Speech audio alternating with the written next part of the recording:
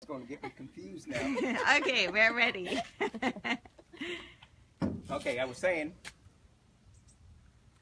the time to do your air layer is as soon as you start getting your new bud swelling in the springtime.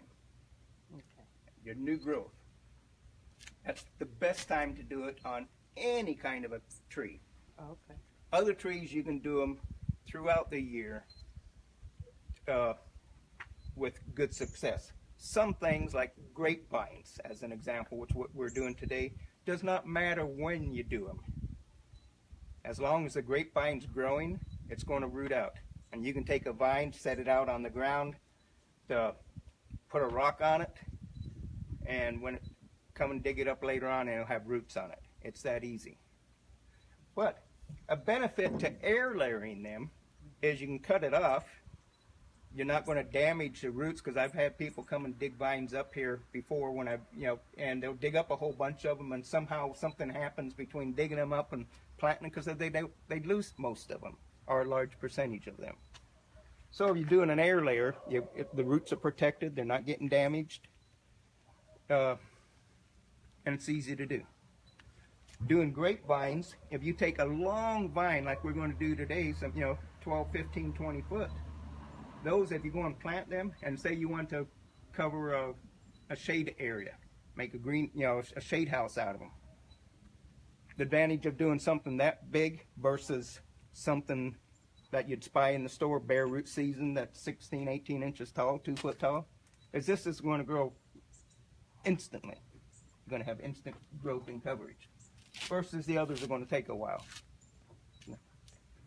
What is a while? When do you start seeing sprouts on the other plants? These here, when we do these air layers today, you're going to come back and harvest them once they start rooting out about the time it starts going dormant, which is going to be this fall. So as soon as all the leaves start looking raggedy on, there's going to be the time to cut them off and the time to plant them.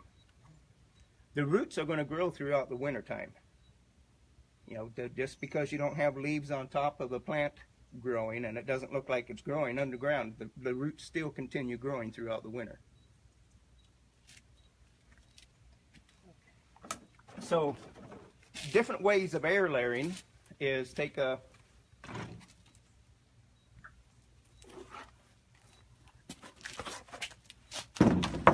I hope I put the right size.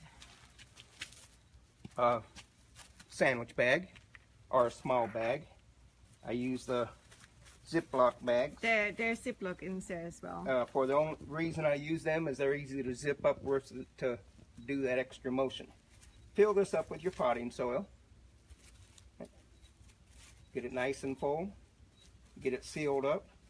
And then I take a razor knife and put a cut across the top of it, and I just wrap that around what I'm going to air layer. Put a piece of tape around it and a piece of aluminum foil. Keeps the sun off it. And I'm good to go.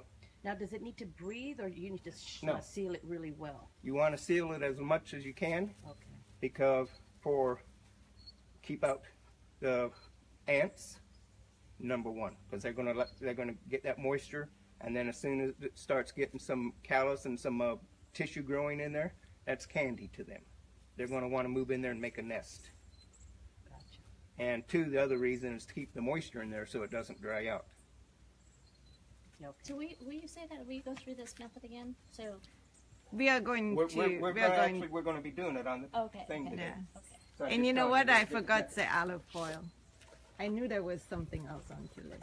I have another bag that I use, which is a square plastic, just to pick a number, about 16 inches square. I didn't measure it, I just cut it up.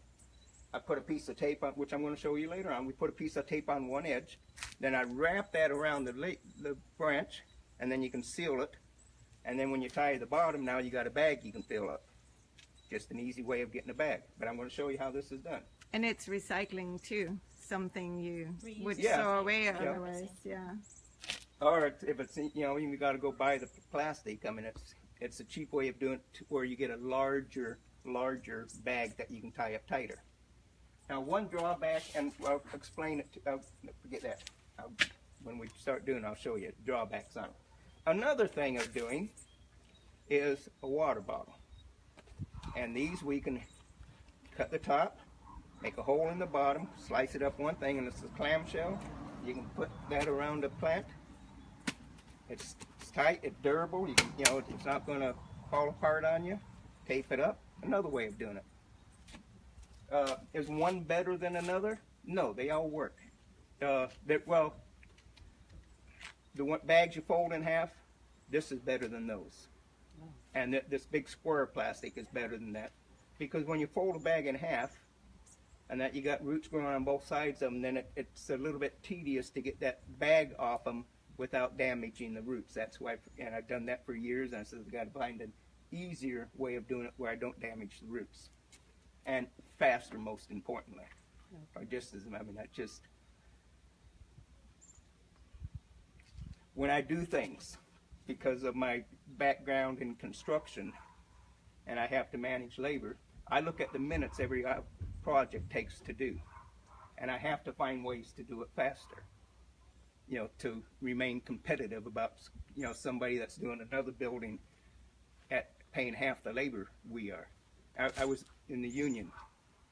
So if you got a union carpenter that's getting paid $40 an hour right now, plus his benefits, and you got a non-union carpenter over there that's only getting $25 an hour and no benefits, you know, at $40, I'm up like $71 and change by the time everything it's costing me to put that guy in the field, versus, you know, $38, $40. So he's half my price. The only way I can remain competitive is I have to be able to work faster, safer, and smarter than him. So you just have to find things. And, you know, cheap guys, you know, if they don't work too fast because they're so cheap, you know, there's not too much, there is concern in commercial construction, but not too terribly much. You know, and everything you can save, find a way to save a minute here, 2 minutes there, those, and you got a crew 50, 60 people. That adds up to a lot of man hours.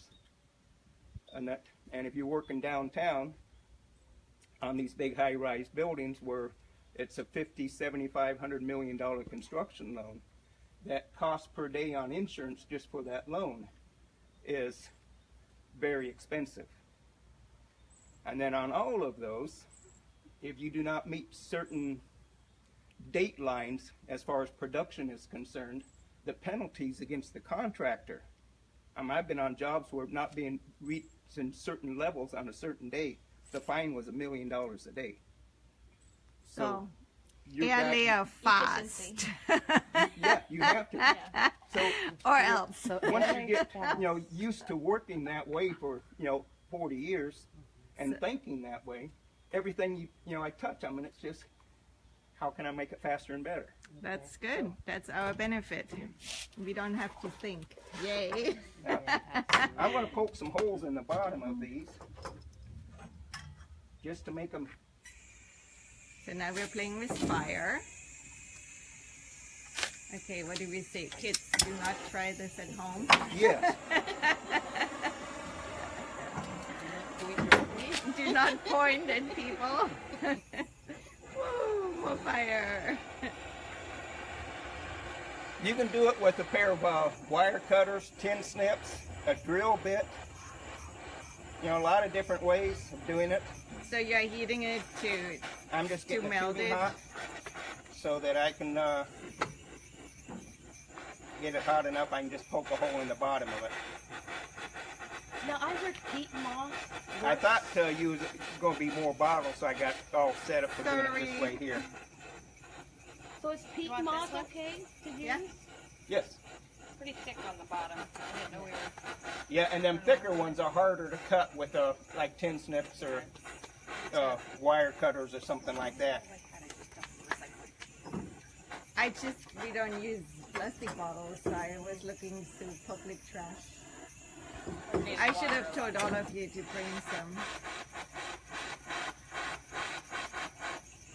But we are trying different methods, so.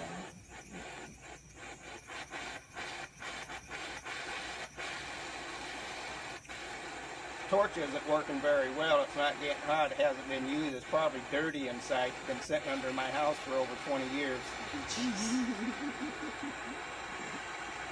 Now it's gone. Somebody suggested I use a torch to kill the Bermuda grass in the cracks in my Yeah, like to heat. You can also put boiling water. boiling water. Uh-huh. Oh, really? You might have to redo it quite a few times. I mean, nothing gets rid of Bermuda grass permanently. You know, even if people with... Composting it does. Well, yes and no. If you haven't taken up the roots and really gotten rid of every single piece, it's coming back. And then you got rid of it and some bird is dropping somewhere on your land. That's what's gonna happen. So, I tried sheet mulching using basically, find sunlight. just treat it as another organic material in your yard. It's just there. I tried Yeah.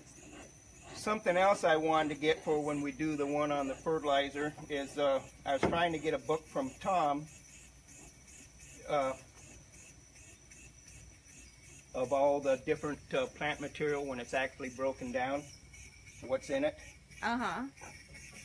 He has one of those books. He was telling me he did it.